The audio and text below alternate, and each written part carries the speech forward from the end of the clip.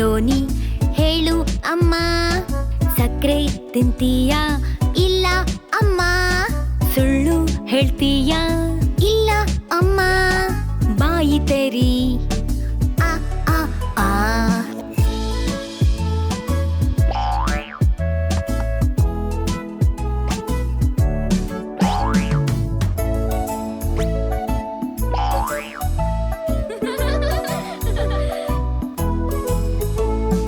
ರೋನಿ ರೋನಿ ಹೇಳು ಅಮ್ಮ, ಬಾ ಇದನ್ ತಿನ್ನು. ಇಲ್ಲ ಅಮ್ಮ. ನಿಂಗೆ ಶಕ್ತಿ ಬೇಕಲ್ವಾ? ಹೌದು ಅಮ್ಮ. ಹಾಗಿದ್ರೆ ತಿನ್ನು. ಸರಿ ಅಮ್ಮ.